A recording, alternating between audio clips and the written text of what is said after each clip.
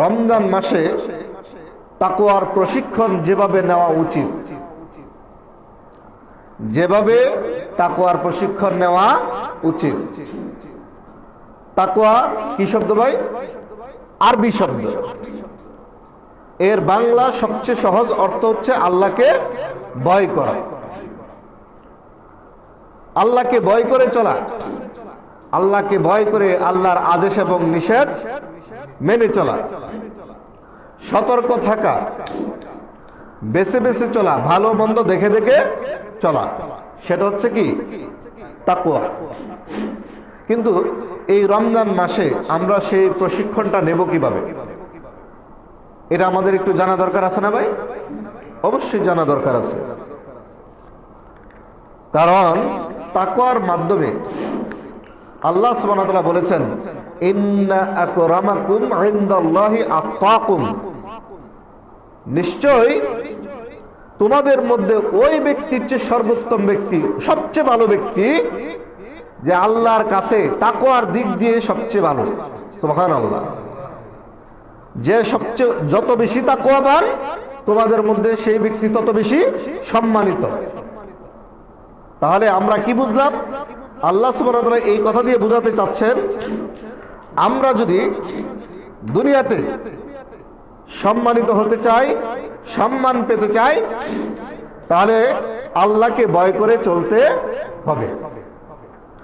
অন্য কোনো পন্থায় সম্মান পাওয়ার কোনো সুযোগ নাই। আল্লাহ রাসূল সাল্লাল্লাহু আলাইহি ওয়াসাল্লামের বিশিষ্ট সাহাবীদের মধ্যে অন্যতম একজন সাহাবী আমরা সবাই জানি, হযরত ওমর ফারুক রাদিয়াল্লাহু তাআলা আনহু। তিনি কি বলেছেন তাকওয়ার ব্যাপারে, আসুন আমরা এটা বোঝার চেষ্টা করি। তিনি বলেছেন, কারামুল মুমিনি তাকওয়াহু, মুমিনের সম্মান নির্ভর করে তার তাকওয়ার উপরে। সুবহানাল্লাহ।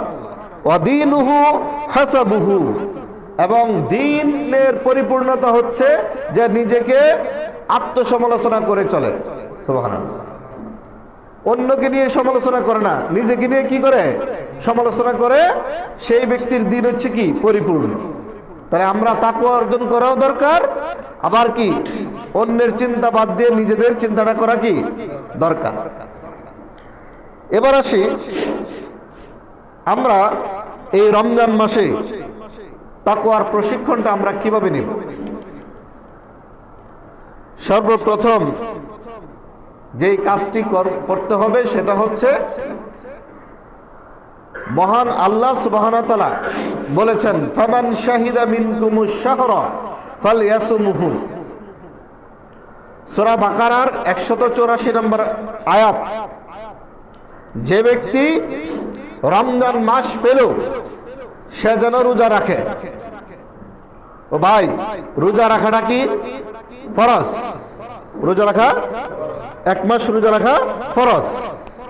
আল্লাহ সুবহানাহু ওয়া তাআলা বলতেছেন যে যে ব্যক্তি এই মাস পেল সে যেন এই মাসে কি করে? রোজা রাখে। এখন প্রথম তাকওয়ার প্রশিক্ষণ নিতে হবে রোজার মাধ্যমে, নাকি রোজাকে বাদ দিয়ে? এটা হচ্ছে ফরজ শর্ত। তাকওয়ার প্রশিক্ষণ নেওয়ার ফরজ শর্ত হচ্ছে অবশ্যই অবশ্যই যে শর্ত থাকতে হবে সেটা হচ্ছে কি? এক মাস রোজা রাখা। আমাদের সমাজে অনেক নামদারি মুসলমান আছে কিনা ভাই, কোনো প্রকার শরীয়তের উজর নাই, তারপরও সে কি রোজা রাখে না? এমন ব্যক্তি আছে না ভাই?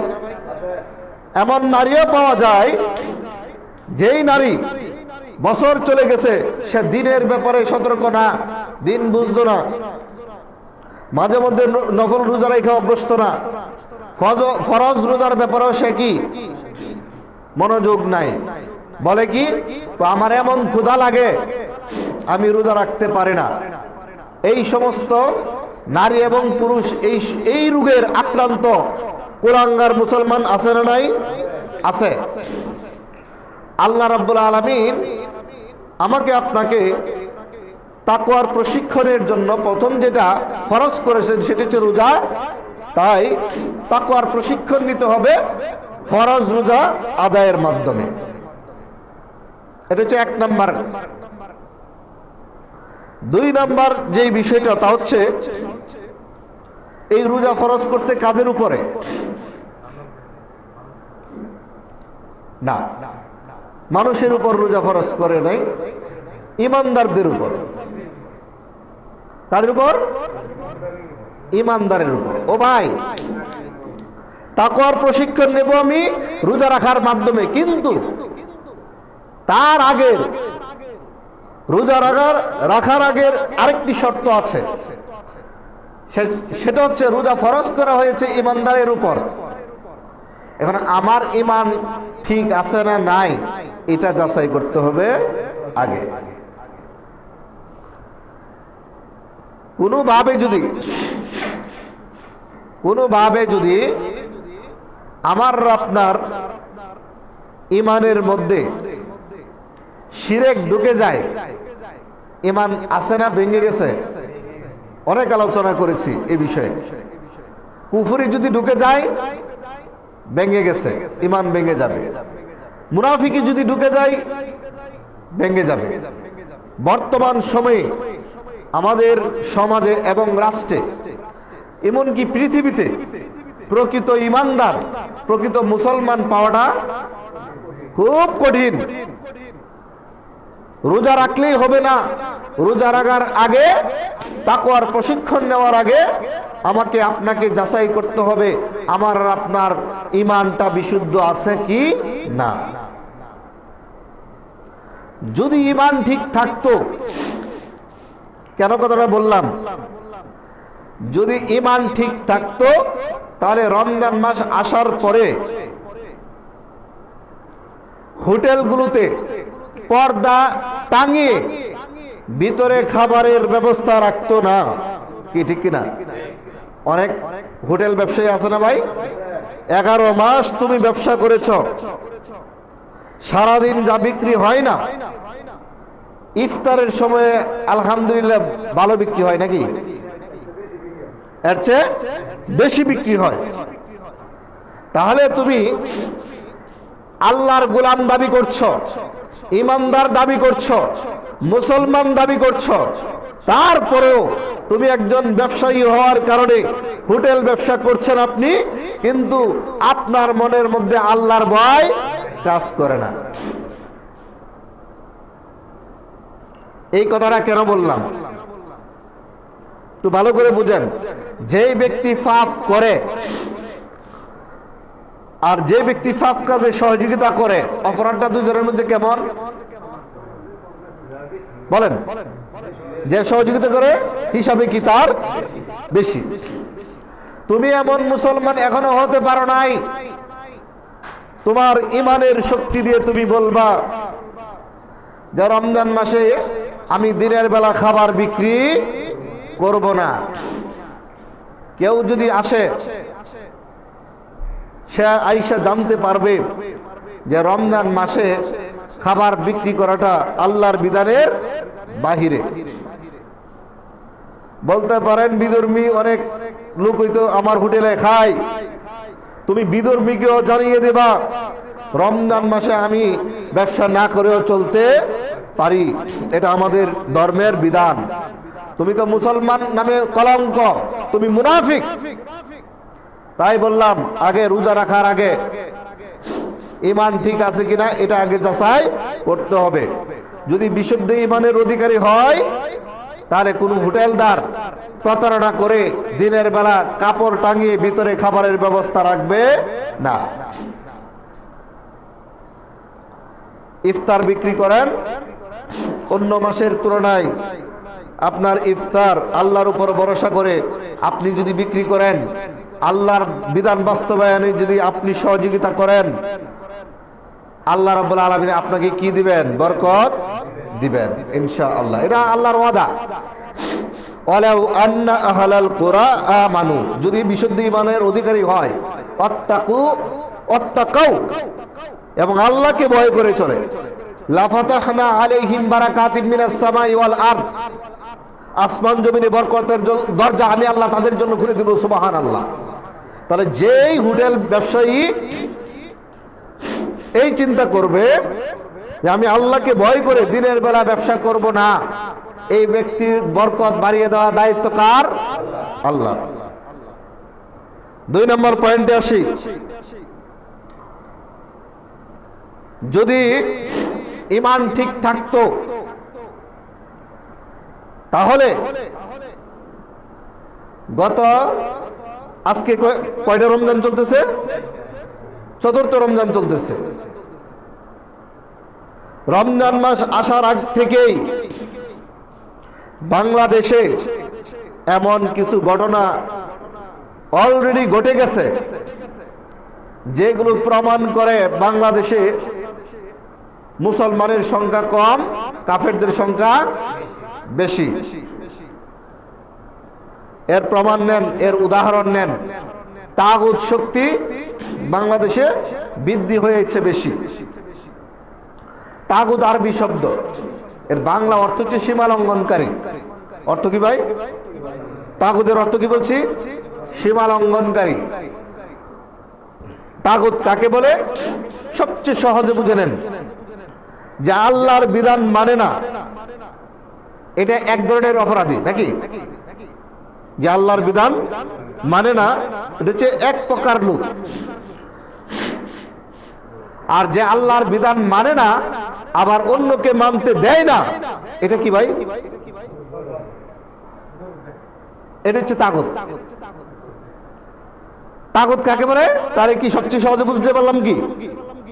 যে ব্যক্তি আল্লাহর বিধান নিজে মানে না, অন্য কেউ মানতে দেয় না, তাকে বলা হয় কি? তাগুত। এর চেয়ে সহজ সংজ্ঞা নাই। দেখুন বাংলাদেশে কি হয়েছে।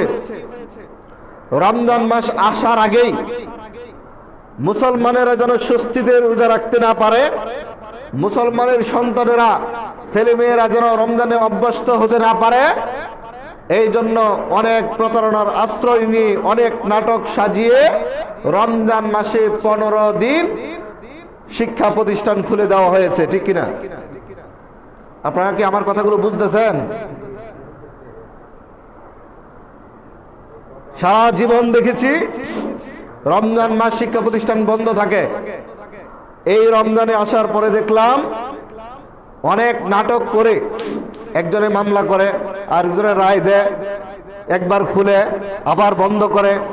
এই সমস্ত কাজের মাধ্যমে দেখলাম তাগুত শক্তি 15 দিন রমজান খুলে দিল। রমজানে 15 দিন খুলে দেওয়া যেই কথা 1 মাস, এক কথা গতকালকে শুনতে পাইলাম তাদের পরিকল্পনা আরো গভীরে। তাগুত শক্তির পরিকল্পনা হচ্ছে রমজানের রোজার 27 তারিখ পর্যন্ত তারা খোলা রাখবে। সামনে বছরে দেখবেন এমনও হতে পারে সামনে বছর আমি আপনাদের সামনে বাইসা থাকি কিনা সন্দেহ আছে। আমি আপনাদের সামনে বেঁচে থাকলেও মসজিদে থাকি কিনা সন্দেহ আছে। হতেও পারে জেলে থাকতে পারে। কারণ আমরা যারা মাঠে কথা বলি, আল্লাহকে ভয় করে কথা বলি, কোনো তাগুত শক্তিকে ভয় করে কথা বলি না। তাই মুসলমান নামে কলঙ্ক অনেক মুনাফিক, অনেক তাগুত কাফেরদের সাথে এমন ভাবে কাজ করতেছে, মুসলমানদের গলা টিপে ধরতেছে। এটা গেল একটা পয়েন্ট। 2 নম্বরে রমজানের 1 তারিখ, প্রথম রমজানের দিন, গত মঙ্গলবারে ঢাকা ভার্সিটিতে ইফতার মাহফিলের আয়োজন করা হয়েছে। আসর টু মাগরিব ইফতারের আলোচনা করতেছে। সরকার দলীয় ছাত্রলীগের লোকেরা ওই রোজাদারদের উপর হামলা করলো, আহত করলো, আহত অবস্থায় হাসপাতালে নিয়ে গেল। অনেক রোজাদারদের উপর হামলা করলো। আপনারা কি মনে করেন বাংলাদেশে মুসলমান আছে? তারা এই সাহস কোত্থেকে পাচ্ছে? কারা দিচ্ছে এই সাহস? এর আগে রমজান মাস আসার আগে শাহজালাল বিজ্ঞান প্রযুক্তি বিশ্ববিদ্যালয়ে ওইখান থেকে নোটিশ দেওয়া হলো এবং প্রধানমন্ত্রী শেখ হাসিনার নাম নিয়ে বলল উনার নির্দেশে শাহজালাল বিজ্ঞান ও প্রযুক্তি বিশ্ববিদ্যালয়ে কোনো প্রকার ইফতার মাহফিলের আয়োজন করা যাবে না। ইফতার মাহফিলের উপর গলা চেপে ধরল।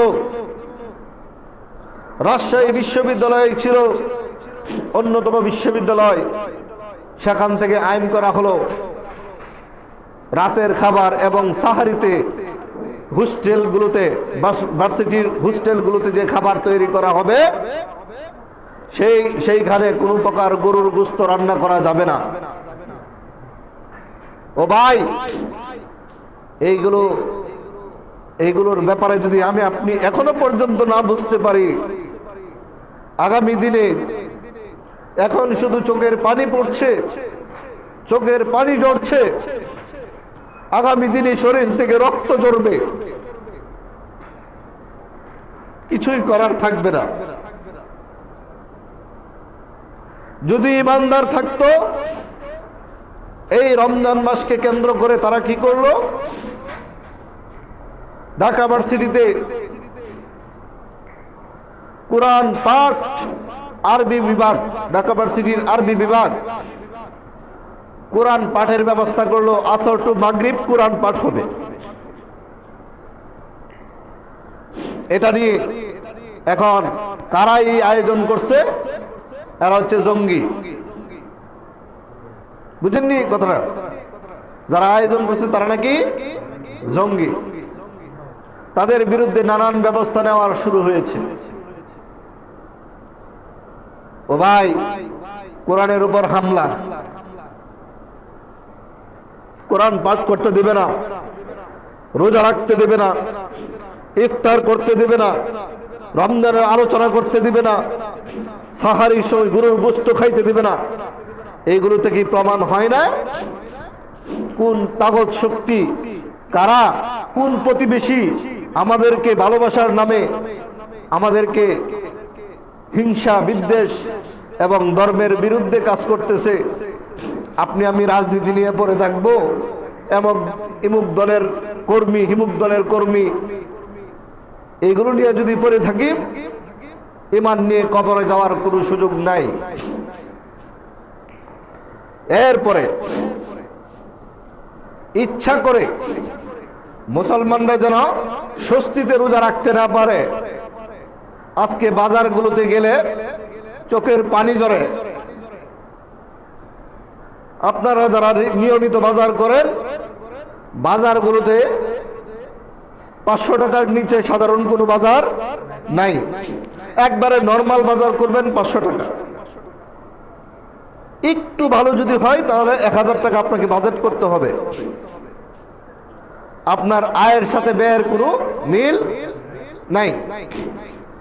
আপনারা ভাইবেন না দেশের পরিস্থিতি খারাপ, এইটা না, বরং ইচ্ছা করে সিন্ডিকেট করে এক শ্রেণীর তাগুত শক্তি অসাধু ব্যবসায়ীদেরকে তৈরি করে মুসলমানরা যেন স্বস্তিতে বাজার করতে না পারে, ইফতার করতে না পারে, সাহারিতে ভালো কিছু খাইতে না পারে, রোজার প্রতি যেন বিরক্তি আসে, এই আমলটা করতে যেন 7 বার ভাবতে হয়, এই সমস্ত চিন্তা চেতনা ঢুকিয়ে দেওয়া হচ্ছে এই সিন্ডিকেটের মাধ্যমে। কি করবেন? কিছুই করতে পারছে না। গেল। তাহলে এই যে কথাগুলো বললাম, তাই রোজা রাখার আগে হিসাব করতে হবে ঈমান ঠিক আছে কিনা। আর এই সমস্ত ঘটনা বাংলাদেশে ঘটে যাচ্ছে, আগামী দিন আরো এর চেয়ে কঠিন পরিস্থিতি আসতে পারে। শুধু চোখ দিয়ে দেখবেন। আপনারা বলতেই পারেন এগুলো কেন হচ্ছে, কোরআনে কি এই ধরনের কথা নাই? আছে। আল্লাহ রাব্বুল আলামিন স্পষ্ট কোরআনে পরিষ্কারভাবে বলে দিয়েছেন, ইল্লা তানফিরু ইউআযিবুকুম আযাবান আলিমা ওয়া ইস্তাবদিল কওমান গায়রাহু ওয়া লা তাদুররুহু শাইআ। যদি তোমরা ঐক্যবদ্ধভাবে কাফেরদের বিরুদ্ধে সংগ্রাম না করো, জিহাদ না করো, তাহলে তোমাদের পরিবর্তে এমন জাতি দিয়ে শাসন করা হবে যাদের তোমরা কোনো ক্ষতি করতে পারবা না। এই শাসনের মাধ্যমে তোমাদেরকে কঠিন শাস্তি দেওয়া হবে। আমরা কি ভাই আরামে আছি নাকি শাস্তির মধ্যে আছি? শাস্তির মধ্যে আছি, কারণ আমরা মুসলমানরা ঐক্য না, হুজুররা ঐক্য না। গত জুমায় বলেছিলাম, কোন হুজুররা যদি উলট পালট কথা বলে গলার মধ্যে সিদ্ধা ধরবেন, কারণ দেশের এই সংকটপূর্ণ মুহূর্তে এমন কোন ফতোয়া যদি নিয়ে আসে যেই ফতোয়ার মাধ্যমে মুসলমানদের মধ্যে আরো দলাদলি বাড়ে, এই সমস্ত হুজুর দিয়ে কি এই জাতির কোনো কল্যাণ হবে না, কল্যাণ হবে না। এই জন্য আমি আপনাদেরকে অনুরোধ করব, তাকওয়ার প্রশিক্ষণ নিতে হবে। যেমন রোজা রেখে তাকওয়ার প্রশিক্ষণ, এই রোজা রাখার আগে বুঝতে হবে আমার আর আপনার ইমানের পাওয়ার কতটুকু আছে, কোন স্তরের ইমানদার আমি, এইগুলো একটু যাচাই করতে হবে। তাহলেই তাকওয়ার প্রশিক্ষণ হবে, তাহলেই আল্লাহর ভয়ের প্রশিক্ষণ হবে, তাছাড়া হবে না।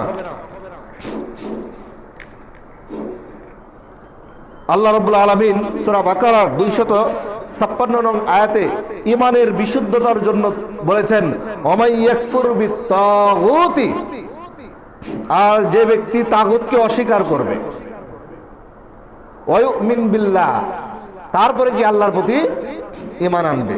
ঈমান বিশুদ্ধ হওয়ার জন্য প্রথম শর্ত হচ্ছে তাগুতকে কি করা? অস্বীকার করা। তাগুতি কিছু কাজ আপনাদের সামনে দেখাইলাম ভাই। যে ছাত্ররা ইফতারের আয়োজন করলো তারাও মুসলমান, ইন্টারনেটে দেখতে পেলাম যারা হামলা করলো তাদের নামগুলো মুসলমান।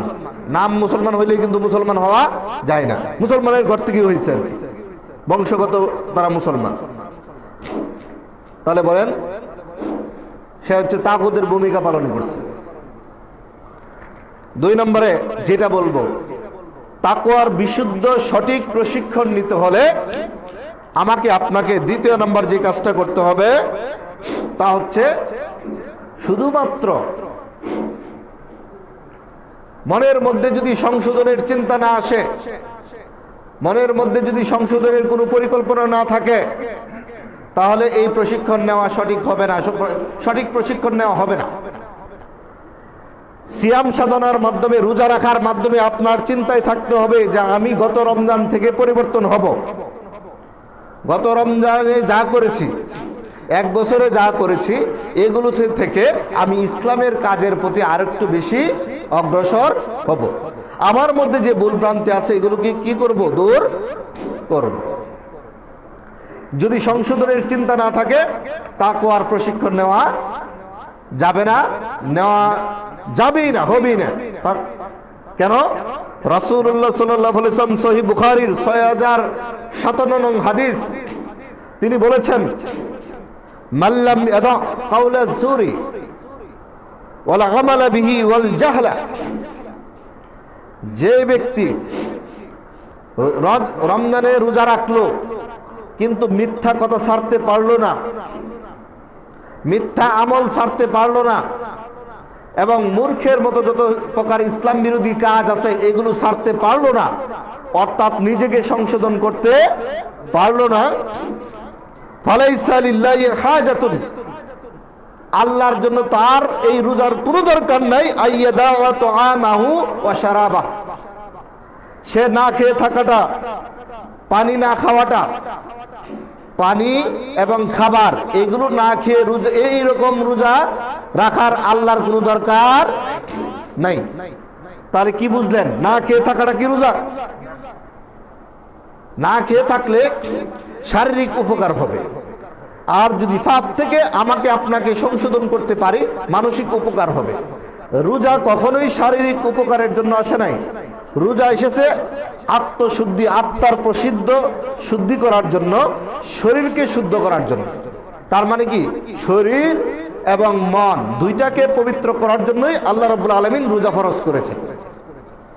তাহলে আমি না খেয়ে রোজা রাখলাম কিন্তু মিথ্যা কথা ছাড়তে পারি নাই, না খেয়ে রোজা রাখলাম, প্রতিবেশী মানুষদেরকে, নারী পুরুষ যারা আছে আমরা, আমাদের প্রতিবেশীকে কষ্ট দিলাম, না খেয়ে রোজা রাখলাম, অন্যের হক মেরে খেয়ে ফেললাম, না খেয়ে রোজা রাখলাম, অন্যকে কষ্ট দিলাম, ও ভাই রোজা হবে? প্রশ্নই আসে না। এই হাদিসে স্পষ্ট ফতোয়া, এই ফতোয়া আমার না, রাসূলুল্লাহ সাল্লাল্লাহু আলাইহি সাল্লাম তিনি ফতোয়া দিয়েছেন। তাই শুধুমাত্র না খেয়ে নাম থাকার নাম কি রোজা না, পাপ থেকে নিজেকে সংশোধন করার নাম হচ্ছে রোজা। এরপর পরে আসি 3 নাম্বার যে পয়েন্টটা বলবো সেটা হচ্ছে তাকওয়ার সঠিক প্রশিক্ষণ নিতে হলে আমাকে আপনাকে যাচাই করে দেখতে হবে আল কোরআনের সাথে আমার আর আপনার সম্পর্কের অবস্থাটা কি। বুঝতেছেন কিনা? 11 মাস গেল, কোরআন ছুঁয়েও দেখেন নাই। 11 মাস গেল, কোরআন পড়েন নাই, কোরআনের ব্যাপারে কোনো চিন্তাও নাই। গত রমজানের থেকে শুরু করে এই রমজান পর্যন্ত কোরআনের সাথে আমার আপনার যেমন সম্পর্ক নাই, পরিবারের কারো সম্পর্ক নাই। যদি এই রকম পরিস্থিতি হয় তাহলে কি বলবো? কোরআনের সাথে সম্পর্ক ভালো না মন্দ? মন্দ। অথচ আল্লাহ রাব্বুল আলামিন সূরা বাকারায় পরিষ্কারভাবে এই কথা বলে দিয়েছেন, শাহরু রমাদানাল্লাযী উনজিলা ফীহিল কুরআন। রমজান মাস, যে মাসে কোরআন নাজিল করা হয়েছে। ও ভাই, তাকওয়ার প্রশিক্ষণ, আল্লাহকে ভয় করার প্রশিক্ষণ সঠিকভাবে দিতে হলে কোরআনের সাথে আপনার আমার সম্পর্ক কি করতে হবে? বাড়াতে হবে। কোরআন পড়তে পারেন না,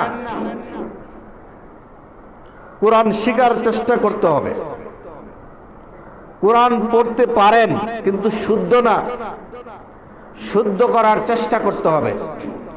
কোরআন পড়তে পারেন এবং তা শুদ্ধ, অর্থসহ পড়ার চেষ্টা করতে হবে। কোরআন পড়তে পারেন, আপনার তেলাওয়াত শুদ্ধ, আপনি অর্থ সহকারে পড়ছেন, আপনাকে এখন তাফসীরটা পড়তে হবে। তাহলে বোঝা যাবে কোরআনের সাথে আপনার আমার সম্পর্ক কি ভালো। শুধুমাত্র না খেয়ে রোজা রাখলাম, কোরআনের সাথে সম্পর্ক যদি না থাকে, এই রোজা দিয়ে আমার আপনার কি তাকওয়ার প্রশিক্ষণ পরিপূর্ণ হবে না। কোরআনের নাম হচ্ছে কি? ফুরকান, সত্য মিথ্যার পার্থক্যকারী। হুদাল লিন্নাস, হুদাল লিল মুত্তাকিন, মুসলমানদের জন্য, মানুষের জন্য এটা কি গাইডলাইন। কোরআনের সাথে সম্পর্ক বাড়াতে হবে। আমি আমাদের মার্কাজুল উলুম মডেল মাদ্রাসার কর্তৃপক্ষ যারা আছেন ওনাদেরকে অনুরোধ করব, আমরা যেন ঢাকার মতো, এরপরে বিভাগীয় শহরের মতো, জেলা শহরের মতো, এমনকি দেখতে পেয়েছি ভৈরবেও, কিশোরগঞ্জে অনেক জায়গায় রমজান মাস 1 মাসের বয়স্ক কোরআন শিক্ষার ব্যবস্থা একেবারে সার্টিফিকেট দিয়ে কি ব্যবস্থা রাখা আছে। আলহামদুলিল্লাহ, আল্লাহর অশেষ রহমতে, আপনাদের সার্বিক সহযোগিতায়, আপনাদের দোয়ার বরকতে আমাদের মার্কাজুল উলুম মডেল মাদ্রাসা দিন দিন সফলতার দিকে ইনশাল্লাহ যাচ্ছে, কি ঠিক কিনা? তাই কর্তৃপক্ষকে অনুরোধ করব, আগামী বছর যেন আমরা আনুষ্ঠানিকভাবে সার্টিফিকেট দিয়ে আবাসিকভাবে, দূরের হইলে আবাসিকভাবে একটি পূর্ণাঙ্গ 1 মাস ব্যাপী কোরআন প্রশিক্ষণের জন্য পরিপূর্ণ একটা ব্যবস্থা করতে পারি এবং কর্তৃপক্ষ যেন সেটাকে জোরালোভাবে করেন, সেটার জন্য আজকের জুমা থেকে জোর দাবি জানাচ্ছি। আল্লাহ রাব্বুল আলামিন এই নেক উদ্দেশ্যটা কবুল করুক, বলুন আমিন। তাই বলেছিলাম তাকওয়ার প্রশিক্ষণ সঠিকভাবে সুন্দরভাবে নেওয়া যাবে যদি কোরআনের সাথে আমার আপনার সম্পর্ক বাড়ে। ও ভাই, কোরআন তেলাওয়াতের ব্যবস্থা করার কারণে যে ঢাকা ভার্সিটিতে বাধার সম্মুখীন হচ্ছে, যারা বাধা দিচ্ছে, আপনাদের কি বিশ্বাস হয় তারা মুসলমান? প্রশ্নই আসে না। কোরআনের সাথে তাদের সম্পর্ক নাই। অথচ আমি আপনি কোরআনকে বাদ দেওয়ার কারণে কি অবস্থা হবে একটু মনোযোগ দেন। সূরা ফুরকান আয়াত নম্বর 30, মহাগ্রন্থ আল কোরআনের 25 নম্বর সূরার 30 নম্বর আয়াত। আল্লাহ রাব্বুল আলামিন কোরআনের ব্যাপারে যেই সমস্ত মানুষেরা কোরআনের ব্যাপারে গাফেল, কোরআনের সাথে সম্পর্ক নাই, কোরআনের আইন বাস্তবায়ন করার জন্য চেষ্টা নাই, কোরআন পড়তে রাজি না, কোরআন মানতে রাজি না, কোরআন শুনতে রাজি না, কোরআনকে পরিত্যক্ত অবস্থায় রেখে দিয়েছে, কোরআনের কথা শুনলে গায়ে জ্বালা উঠে, এই সমস্ত উম্মতের বিরুদ্ধে রাসূলুল্লাহ সাল্লাল্লাহু আলাইহি ওয়াসাল্লাম হাশরের মাঠে মামলা করবেন। দলিল মহাগ্রন্থ আল কোরআনের 25 নম্বর সূরা ফুরকানের 30 নম্বর আয়াত। আল্লাহ রাব্বুল আলামিন এভাবে কোট করেছেন, ওয়াকালার রাসূল, রাসূল সেদিন বলবেন, ইয়া রাব্বি, হে আমার রব, ইন্না কওমি, নিশ্চয় আমার জাতি, নিশ্চয় আমার উম্মত, ইত্তাখাযু হাযাল কুরআনা মাহজুরা, কোরআনকে পরিত্যক্ত অবস্থায় গ্রহণ করেছে, অর্থাৎ কোরআনকে ফেলে রেখে দিয়েছে, কোরআন অনুযায়ী তার জীবন পরিচালনা করে নাই। ও ভাই, এটা কি সাধারণ কথা নাকি চিন্তার কথা? চিন্তার কথা। হাশরের মাঠে আমি আপনি ভাবতেছি কি যে আমি তো মুহাম্মদ সাল্লাল্লাহু আলাইহি ওয়াসাল্লামের উম্মত, তিনি তো আমার জন্য সুপারিশ করবেন। ও ভাই, এই আয়াত দিয়া প্রমাণিত হয় উম্মতের জন্য শুধু তিনি সুপারিশও করবেন না, বরং মামলাও করবেন। কি ঠিক কিনা? আপনারা কি আমার কথা বুঝতেছেন? তাহলে কোরআনের সাথে সম্পর্ক বৃদ্ধি করুন, অনুরোধ রইল। পরিবারে কোরআন পাঠ আছে কিনা এটা তালাশ করেন। আপনি কোরআন পড়েন কিনা, আপনার স্ত্রী কোরআন পড়ে কিনা, ছেলে মেয়েগুলো কোরআনের সাথে সম্পর্ক আছে কিনা, ছেলে মেয়েগুলো ছোট ছোট ছেলে মেয়েগুলো মক্তবে যায় কিনা, এই সমস্ত খোঁজ খবর নেন, কোরআনের সাথে সম্পর্ক বাড়ান। তাহলে গিয়ে এই রোজা পালনের মাধ্যমে আপনার তাকওয়ার প্রশিক্ষণ সঠিক হবে, তাছাড়া তাকওয়ার প্রশিক্ষণ সঠিক হবে না। এরপরের পয়েন্টে আসি। আল্লাহকে ভয় করার প্রশিক্ষণ নেওয়ার জন্য যেহেতু রোজা দেওয়া হয়েছে, এই তাকওয়ার প্রশিক্ষণ তখনই সঠিক হবে, রোজা আমার আপনার জন্য তখনই কাজে লাগবে যখন আমি আপনি আল্লাহর হক আদায় করি কিনা তা দেখতে হবে। ও ভাই, আপনি প্রাপ্তবয়স্ক মুসলমান, আল্লাহ সুবহানাহু ওয়া তাআলা বলেছেন, ইন্নাস সালাতা কানাত আলাল মুমিনিনা কিতাবাম মাওকুতা, নিশ্চয় মুমিনদের উপরে নির্দিষ্ট সময়ে, ভালো করে বুঝেন, নিশ্চয় মুমিনদের উপরে নির্দিষ্ট সময়ে নামাজ ফরজ করা হয়েছে। তাহলে 5 ওয়াক্ত নামাজ পড়া কার হক? কথা বলেন। আল্লাহর হক। আপনি 5 ওয়াক্ত নামাজ পড়েন না, তাহলে কার হক নষ্ট করলেন? তাহলে এই রোজায় কাজে লাগবে না। রোজার মাধ্যমে আপনার প্রশিক্ষণ হচ্ছে না, তাকওয়ার প্রশিক্ষণ হচ্ছে না। যাকাত দেওয়া কার বিধান? আপনার উপর যাকাত ফরজ হয়েছে, কিন্তু আপনি যাকাত দেন না। কয়েকটা শাড়ি কেনার নামে প্রতারণার আশ্রয় নিয়ে এলাকার মধ্যে আপনি দানশীল সাজেন। যাকাত কোনো দান নয়, যাকাত হচ্ছে গরিবের হক, ঋণ। গরিবের কাছ থেকে আপনি ঋণী, অন্যের কাছে টাকা আনলে যেমন ফেরত দেওয়াটা ফরজ হয়ে যায়, ঋণ করছেন, যাকাত হচ্ছে গরিবের হক। আপনি ঋণগ্রস্ত, আপনি কোনো দান করতেছেন না যে কাপড় কোটটি কিনলাম, কতগুলো কাপড় আর লুঙ্গি কিনে এলাকা জুড়ে দিলাম, জাকাতের শাড়ি লুঙ্গি, আর আমি এলাকার মধ্যে দানবীর হয়ে যাব। এর চেয়ে বড় মুনাফিক, এর চেয়ে বড় কুলাঙ্গার মুসলমান আর হতে পারে না। এই সমস্ত প্রতারণা করে ইমান, এই সমস্ত প্রতারণা করার মাধ্যমে তাকওয়ার প্রশিক্ষণ হবে না, ইমানদার হওয়া যাবে না। দুনিয়া এবং আখিরাতে আমি আপনি পাবো না। রাগ করতেছেন নাকি?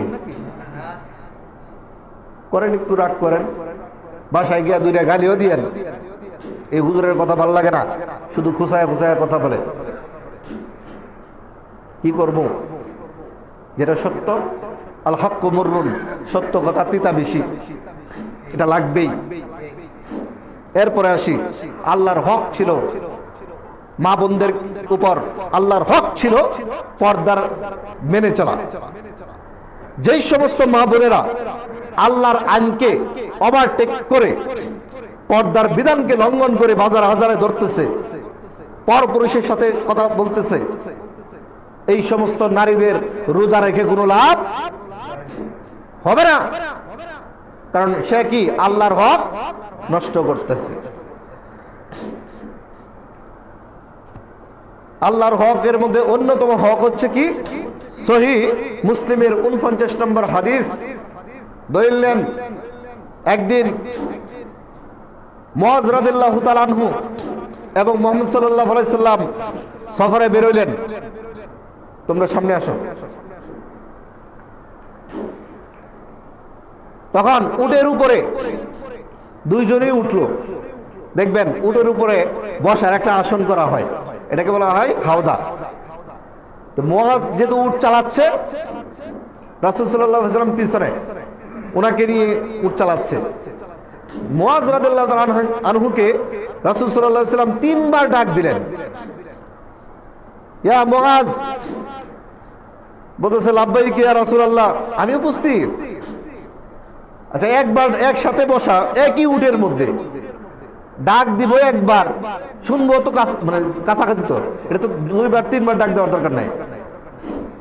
3 বার ডাক দিছে, ইয়া মুআয লাব্বাইক ইয়া রাসূলুল্লাহ, ইয়া মুআয লাব্বাইক ইয়া রাসূলুল্লাহ, ইয়া মুআয লাব্বাইক ইয়া রাসূলুল্লাহ। ভাই বলেন তো, এখন যে কথাটা বলবেন 3 বার ডাক দেওয়ার মাধ্যমে এই কথার গুরুত্ব কম না বেশি? একই বিষয় একবার ডাক দিলেই হয়, 3 বার ডাক দিয়েছে, তাহলে কথার গুরুত্ব কম না বেশি? বেশি।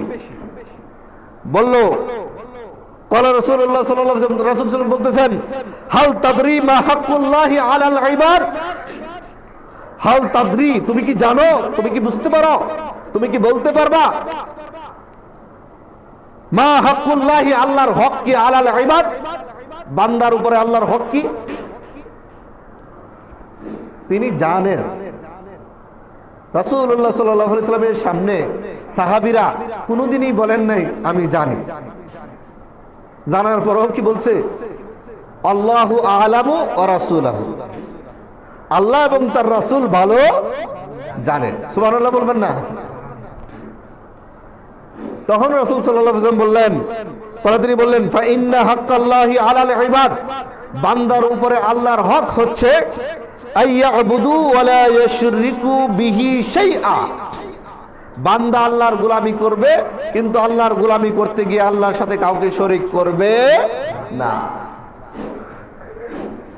এরপরে বললেন, হে মুআয, তুমি কি জানো আল্লাহর উপরে বান্দার হক কি?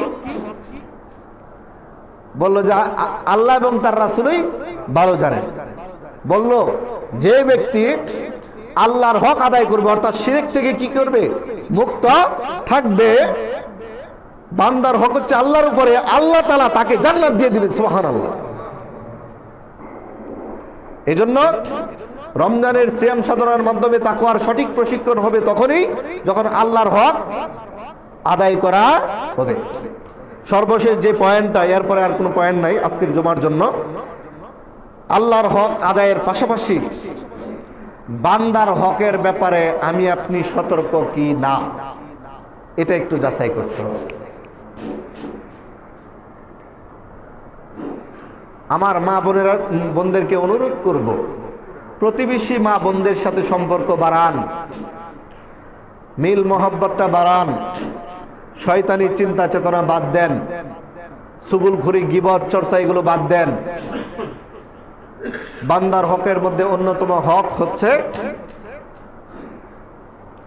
কোনো মানুষ যেন আমার আর আপনার দ্বারা ক্ষতি না হয়, ক্ষতির শিকার না হয়, কষ্ট না পায়।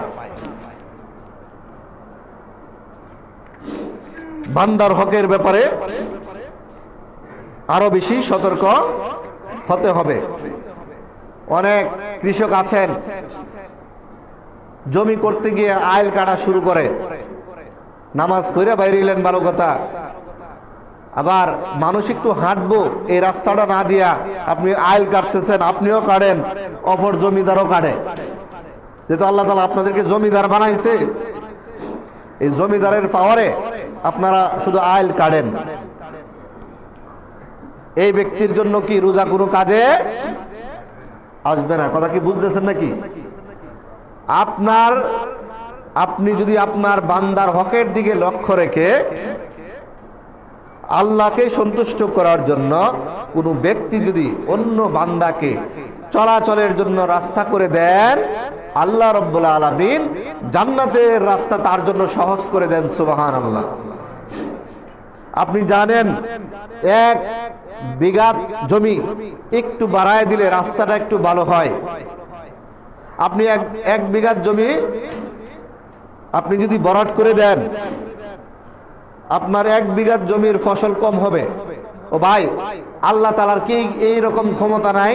কিছুক্ষণ আগে যে আয়াতটা বললাম, আল্লাহকে ভয় করে যে ব্যক্তি চলে, আল্লাহর সন্তুষ্টির জন্য যে ব্যক্তি কাজ করে, তাকে আসমান জমিনের বরকত কি করে? আল্লাহ বাড়ায় দেন।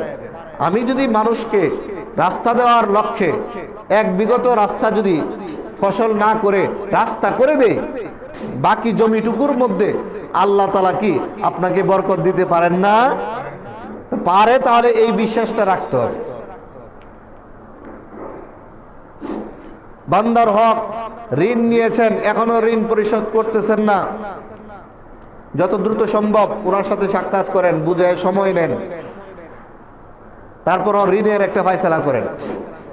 বান্দার হক হচ্ছে পরিবারের মধ্যে বোনদের অধিকার দিয়ে দেওয়া। এটা দিছেন কিনা এটা দেখেন। ভাই বোনদের যে হক কোরআন সুন্নায় দেওয়া আছে বাপ মা মারা যাওয়ার পরে, এটা সঠিকভাবে আদায় করছেন কিনা সেটা একটু দেখেন। এই সমস্ত কাজ হচ্ছে আপনার বান্দার হক। আরো অনেক হক আছে। বান্দার হকের ব্যাপারে যদি আমি আপনি রোজা রাখা অবস্থায় নিজে সতর্ক না হই, এই রোজার প্রশিক্ষণ আমাকে আপনাকে তাকওয়ার সঠিক প্রশিক্ষণ নিতে পারবে না। সম্মানিত ভাই, আপনি সামনে আসেন, সমস্যা নাই, সামনে আসেন। তাহলে আজকের জুমার মূল বক্তব্য কি? আজকের জুমার মূল সার কথা হচ্ছে, প্রথম কথা হচ্ছে বাংলাদেশের মুসলমানদের ইমানের শক্তি কমে যাচ্ছে, তাগুতি শক্তি পাওয়ার বেড়ে যাচ্ছে। এই ব্যাপারে সতর্ক থাকা। দিন যাবে, আমাদের উপর অত্যাচার বাড়বে। এই ব্যাপারে কোরআনের কাছে যত দ্রুত সম্ভব কোরআনের সাথে সম্পর্ক সৃষ্টি করা, তাকওয়ার প্রশিক্ষণ নিতে হবে, মুখ দিয়ে নয়, কাজের মাধ্যমে। তাকওয়ার প্রশিক্ষণ নিতে হবে কোরআনের সাথে সম্পর্ক বৃদ্ধি করে, তাকওয়ার প্রশিক্ষণ নিতে হবে আল্লাহর হক আদায় করার মাধ্যমে, তাকওয়ার প্রশিক্ষণ নিতে হবে বান্দার হক আদায় করার মাধ্যমে। তাই আসুন আল্লাহ রাব্বুল আলামিন যেন আমাদেরকে সঠিকভাবে কোরআন এবং সুন্নাহর আলোকে তাকওয়ার বিশুদ্ধ প্রশিক্ষণ নিয়ে এই সমাজে আমরা কোরআন এবং সুন্নাহর আলোকে চলতে পারি। আল্লাহ আমাদেরকে সেই তৌফিক দান করুক, আমিন। কাউকে কষ্ট দেওয়ার জন্য কথাগুলো বলি নাই, সরকারের বিরুদ্ধে কথাগুলো বলি নাই, কোরআন এবং সুন্নাহর পক্ষে বলেছি। সরকার যদি দেখে আমার কাজগুলো কোরআন এবং সুন্নাহর বিপক্ষে গেছে, আপনাকে পরামর্শ দেব, আপনি সংশোধন হন। নাইরে এই দুনিয়াতে আপনি ক্ষমতা পাবেন, আখিরাতে আপনার ছাড় হবে না ইনশাআল্লাহ। আল্লাহ রাব্বুল আলামিন আমাদেরকে ক্ষমা করুক এবং হেদায়েতের রাস্তা সহজ করে দিক, বলুন আমিন। তাগতিক শক্তিকে হয়তো হেদায়েত দেখ, নাইলে ধ্বংস করে দেখ, বলুন আমিন। হাযা ওয়া আখির দাওয়ানা আলহামদুলিল্লাহি রাব্বিল আলামিন। আসসালামু আলাইকুম ওয়া রাহমাতুল্লাহ। যারা সুন্নাত করেন নাই